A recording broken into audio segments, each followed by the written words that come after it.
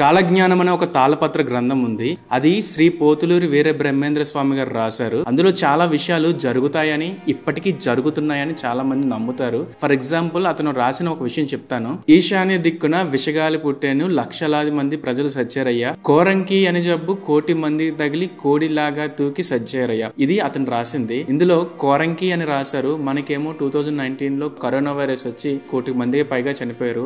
Same ఇలానే Japan లో Rio టట్సుకి అని ఒక మాంగా ఆర్టిస్ట్ ఉన్నారు. తన డ్రీమ్స్ లో వచ్చినవన్నీ కూడా ఫ్యూచర్ లో నిజమవుతాయని తను చెప్పింది. పడుకుంటే నాకు కళ్ళు వస్తాయి, అవన్నీ కూడా నేను కూడా మీకు చెప్తే మీరు నమ్ముతారా అని మీకు డౌట్ రావచ్చు.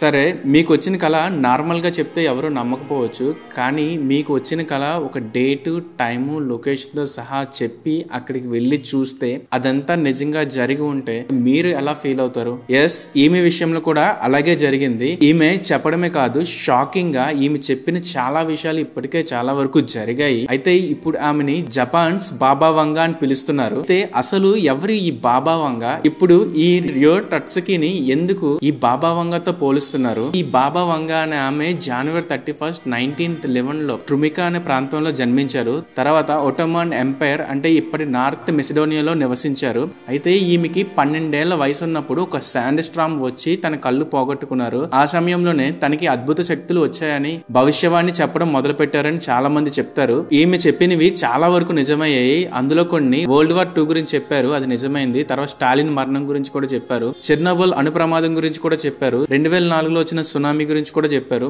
అమెరికాలో బరాక్ ఒబామా అధ్యక్షత గురించి కూడా చెప్పారు. తర్వాత సోవియట్ యూనియన్ విడిపోవడం గురించి కూడా చెప్పారు. బ్రిటన్ అండ్ యుఏఈ కూడా విడిపోవడం గురించి కూడా చెప్పారు. ఇలా ఈమె చెప్పినవి చాలా వరకు నిజమయ్యాయి. అయితే ఈమె 1996 ఆగస్టు 11న చనిపోయారు. తర్వాత రియో టట్సుకి ఆమె జపాన్ లోని కనువాన ప్రాంతంలో జన్మించారు. ఈమె ప్రొఫెషనల్లీ ఒక మాంగా ఆర్టిస్ట్. ఈమె తన కళ్ళలో వచ్చిన విషయాలన్నీ కూడా ఒక మాంగా రూపంలో, మాంగా అంటే ఏమీ లేదు, అది ఒక కైండ్ ఆఫ్ యానిమిక్ కార్టూన్స్. సో ఈమె ప్రొఫెషనల్ గా ఆ కార్టూన్స్ వేస్తూ ఉంటారు. తన కళ్ళలోకి వచ్చిన విషయాలన్నీ కూడా మాంగా రూపంలో డ్రా చేశారు. అయితే 1985 నుండి ఈమె డ్రా చేసిన చాలా విషయాలు నిజమవుతూ వస్తున్నాయని చాలా మంది చెప్తున్నారు. ఈ బాబా వంగా గాని రియో టట్సుకి గాని మన బ్రహ్మం గారు లాగానే, కానీ మన బ్రహ్మం గారు మోర్ డివైన్ పర్స్పెక్టివ్ తో భవిష్యత్తుని చెప్పారు. సో ఈ రియో టట్సుకి ఆమె ఎప్పుడు కళ్ళలోకి వచ్చే విషయాల్ని నార్మల్ గా మాంగా రూపంలో డ్రా చేసి చెప్పే ఆమె ఈసారి మాత్రం చాలా స్ట్రేంజ్ గా డేట్, టైమ్, లొకేషన్ చెప్పి అది ఎలా జరుగుతుందో కూడా వివరించారు. ఇప్పుడు ఆమె చెప్పిన డేటే జూలై 5, 2025. ఇప్పుడు ఈ విషయం ఎంత బాగా జనాలను భయపడుతుందంటే జపాన్ ప్రభుత్వం టూరిజం క్యాన్సిల్ చేస్తుంది, ఫ్లైట్స్ ని క్యాన్సిల్ చేస్తుంది. జనాలు కూడా పానిక్ బటన్స్ ని ప్రెస్ చేస్తున్నారు. ఎక్కడ ఏం జరిగినా ఈ జూలై 5 ప్రిడిక్షన్ తో లింక్ పెట్టి వీడియోస్ సోషల్ మీడియాలో పోస్ట్ చేస్తున్నారు. దానికి తగినట్టుగానే సోషల్ మీడియాలో కొన్ని వీడియోస్ కూడా వైరల్ అవుతున్నాయి. ఆ వీడియోస్ చూస్తుంటే ఈ ప్రళయం నిజంగా రాబోతుందా, ఈ టట్సుకి చెప్పిన మాటలు నిజం అవ్వబోతున్నాయా అనిపిస్తుంది. సో ఈ టట్సుకి జూలై 5న ప్రపంచం ఎలా నాశనం అయిపోతుందని చెప్తుంది. ఆ మాటల్లో ఉన్న నిజం ఎంత ఈ వీడియోలో మనం క్లియర్ గా డిస్కస్ చేద్దాం. ఈ వీడియోని మీరు స్కిప్ చేసే అవసరం లేకుండా ఎంతవరకు ఇంపార్టెంటో అంతవరకు ఇంట్రెస్టింగ్ గా చెప్తున్నాను. మీరు ఈ వీడియోని స్కిప్ చేసి ఇంపార్టెంట్ పాయింట్స్ మిస్ అవ్వకండి. ఆడియో క్వాలిటీ కూడా చాలా ప్లీజింగ్ గా ఉంది కాబట్టి మీరు ఏదైనా పని చేస్తూ ఈ వీడియోని వినుకోండి, లేదంటే పడుకునే ముందు ప్రశాంతంగా ఈ వీడియో వింటూ నిద్రపోండి. మీకు కూడా మన చుట్టూ డైలీ జరిగే టాపిక్లలో మంచి నాలెడ్జ్ వస్తుంది, మీరు నలుగురికి చెప్పడానికి అవుతుంది. అయితే జపాన్ వాళ్ళు ది ఫ్యూచర్ ఐసా అనే ఒక భవిష్యవాణి జరగడం మొదలైందని వాళ్ళు నమ్ముతున్నారు. అసలు ఏంటి ది ఫ్యూచర్ ఐసా? ఇప్పటి వరకు మనం చెప్పుకున్న ఈ రియో టట్సుకి 2021లో ఆమె డ్రా చేసిన ఒక మాంగా బుక్ ని ది ఫ్యూచర్ ఐసా అనే ఒక పేరుతో రిలీజ్ చేశారు. జనరల్ గా ఈ మాంగా అనేది ఒక క్రియేటివ్ థింకింగ్ తో, ఒక మంచి స్టోరీ లైన్ తో వాళ్ళు వచ్చిన ఐడియాలజీని గానీ స్టోరీని గానీ డిజైన్ చేస్తారు. కానీ ఈమె మాత్రం తన డ్రీమ్స్ లో వచ్చిన ప్రమాదాలని, డిజాస్టర్స్ ని డ్రా చేసింది. దాంట్లో భయపడడానికి ఏముంది, ఇదంతా నిజం అని ఎలా నమ్మాలని మీరు అనుకుంటే, ఈమె తన బుక్ లో డ్రా చేసుకున్నట్టుగానే 1955లో కోబే ఎర్త్ క్వేక్ గానీ 2011లో తోహోకు సునామీ గానీ ఈమె కొన్ని మంత్స్ ముందుగానే ప్రిడిక్ట్ చేసి డ్రా చేసింది. మీరు అందరూ అనుకోవచ్చు 1995లో ఆ 2011లో జరిగిన సంఘటనల్ని 2021లో రిలీజ్ అయిన బుక్ లో డ్రా చేస్తే వింత ఏముందని మీరు అనుకోవచ్చు.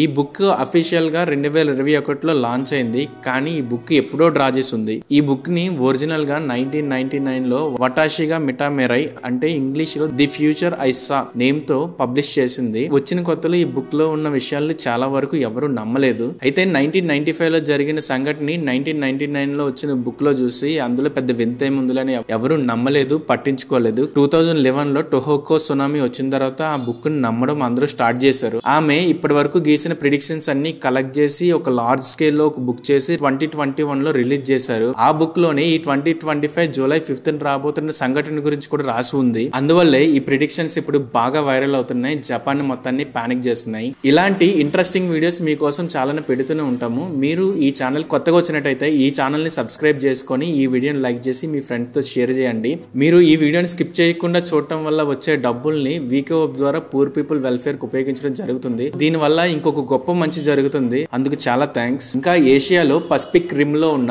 చాలా కంట్రీస్ అన్ని ఇబ్బంది పడతాయని ఆమె తన ప్రిడిక్షన్స్ ద్వారా చెప్పింది. ఆమె చెప్పిన ఈ మాటని ఎవరు పెద్దగా పట్టించుకోకపోయినా జూలై 3rd ఆమె చెప్పిన ప్రదేశంలో ఆమె చెప్పిన టైంకి ఒక భయంకరమైన భూకంపం వచ్చింది. అప్పటి నుంచి ఒక భయం అనేది జనాల్లో మొదలైంది. దానికి తగినట్టుగానే సోషల్ మీడియాలో నడుస్తున్న వీడియోస్ కూడా ఆమె ప్రిడిక్షన్స్ కి బలాన్ని ఇచ్చాయి. ఇందుకు జూలై 3rd ఏమైందంటే టొకోరో ఐలాండ్ లో 5.5 మాగ్నిట్యూడ్ తో ఒక ఎర్త్ క్వేక్ వచ్చింది. ఆ ఎర్త్ క్వేక్ ఆమె చెప్పినట్లుగానే ఫిలిప్పైన్స్ లో ఒక భాగంగా ఉంటుంది. సైంటిస్టులు ఏం చెప్తున్నారంటే ఇక్కడ ఎర్త్ క్వేక్ రావడం అనేది కొత్త విషయం ఏమీ కాదు, కానీ ఈసారి వచ్చిన ఎర్త్ క్వేక్ చాలా పెద్దదిగా ఉందని, ఇక్కడ టెక్టానియం ప్లేట్స్ లో బాగా ఎనర్జీ స్టోర్ అయిపోయి ఉండటం వల్ల ఇంత పెద్దగా వచ్చిందని చెప్తున్నారు. సో ఈ ఎర్త్ క్వేక్ అండ్ తత్సుకి చెప్పిన prediction time, date, location match అవడం వల్ల ప్రిడిక్షన్ కి చాలా బలాన్ని ఇస్తుంది. అలాగే దీన్ని నమ్మిన వాళ్ళందరూ కూడా చాలా భయపడుతున్నారు. సో ఇలాంటి ప్రిడిక్షన్స్ ఈమె ఒక్కరే చేయలేదు, చాలా మంది చేశారు. మన భారతదేశంలోనే మన ఆంధ్రాలోనే పోతులూరి వీర బ్రహ్మేంద్ర స్వామి గారు కాలజ్ఞానం పేరుతో తాళపత్ర గ్రంథాలను రాశారు. అందులో ఉన్న ప్రిడిక్షన్స్ చాలా వరకు నిజమైనవి కూడా ఉన్నాయని నమ్ముతారు. వీడియో స్టార్టింగ్ లో చెప్పినట్టు బ్రహ్మం గారు చేసిన ముఖ్యమైన ప్రిడిక్షన్ లో కరోనా ఒకటి,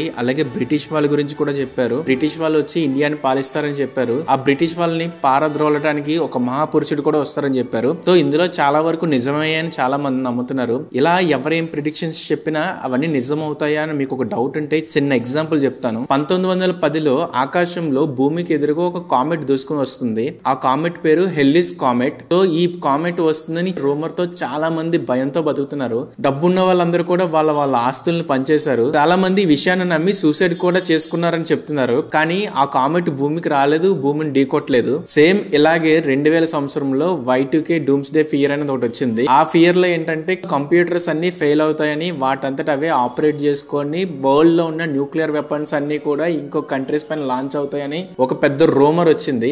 సో ఈ రూమర్ చాలా మంది నిజమని నమ్మి అంతమంది సూసైడ్ చేసుకున్న వాళ్ళు ఉన్నారు. అలాగే ఆస్తుల్ని, ప్రాపర్టీస్ ని డొనేట్ చేసేసిన వాళ్ళు ఉన్నారు. అండ్ ఈ భయంతో చాలా మంది బ్రతికిన వాళ్ళు కూడా ఉన్నారు. కానీ అది కూడా జరగలేదు. అలాగే ఇది మనందరికీ తెలుసు, దీనిపైన సినిమా కూడా వచ్చింది. 2012లో మయన్ క్యాలెండర్ డే. ఈ సమయంలో ఏం జరిగిందంటే మయన్ క్యాలెండర్ ప్రకారం 2012 డిసెంబర్ 21న మయన్ క్యాలెండర్ ఆగిపోతుంది. ఆ సమయమే ప్రపంచం కూడా అంతమైపోతుందని చాలా మంది నమ్మారు. ఫ్రాన్స్ లోని బుగారాచ్ అనే ఒక ప్రాంతంలో చాలా సేఫ్ అని అక్కడికి షిఫ్ట్ అయిపోయిన వాళ్ళు కూడా ఉన్నారు. సో చరిత్రలో ఇలా ప్రళయం గురించి వచ్చిన ఏ ఒక్క వార్త కూడా నిజం కాలేదు. ఒకవేళ నిజమైతే మనందరం ఉండేవాళ్ళం కాదు. కానీ ఇలాంటి వార్తలకి ఎప్పుడైతే ఒక సైన్స్ ఫ్యాక్ట్ యాడ్ అవుతుందో అప్పుడు నిజంగా జనాల్లో భయం కలుగుతుంది. ఈ తత్సుకి ప్రిడిక్షన్ లో కూడా అదే జరిగింది. ఈ తత్సుకి చెప్పిన ప్రాంతంలో తరచుగా భూకంపాలు రావడం అండ్ సైంటిస్టులు కూడా ఆ భూకంపాలు వచ్చే విషయాన్ని అగ్రి కావడం, అదే సమయంలో నిజంగా భూకంపం రావడం, ఇతర ప్రదేశాల్లో కూడా కొన్ని వింతలు కనిపించడం ఈ మొత్తం ప్రిడిక్షన్ కి ఒక బలాన్ని అయితే తీసుకొచ్చాయి. జనాల్లో భయాన్ని అయితే విపరీతంగా పెంచాయి. ఇలా విన్న ప్రతి విషయాన్ని గుడ్డిగా నమ్మి భయపడడం అనేది సరైన పద్ధతి కాదు.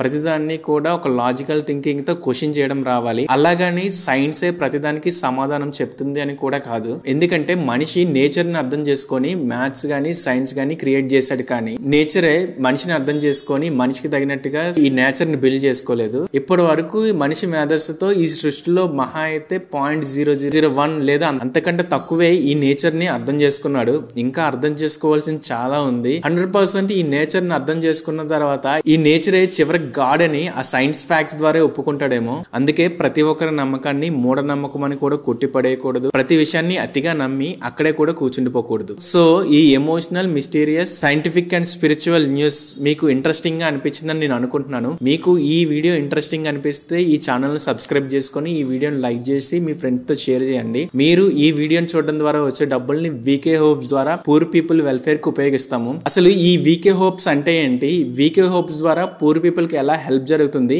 మీకు ఈ వీకే హోప్స్ ఏదైనా హెల్ప్ చేయగలుగుతుందా, ఈ విషయాలు మీరు తెలుసుకోవడం కోసం www.venkatkonuru.com ని విజిట్ చేయండి. మీకేమనిపిస్తుంది ఈ తత్సుకి చెప్పిన ప్రిడిక్షన్స్ ఇప్పుడు కాకపోయినా ఫ్యూచర్ లో ఎప్పుడైనా సరే నిజం అవ్వడానికి అవకాశాలు ఉన్నాయా? మన బ్రహ్మం గారు చెప్పిన ప్రిడిక్షన్స్ లో మీకు ఏమైనా తెలుసా? అవి ఏమైనా నిజమయ్యాయని మీరు నమ్ముతున్నారా? మీ అభిప్రాయాన్ని కామెంట్ రూపంలో కామెంట్ బాక్స్ లో మెన్షన్ చేయండి.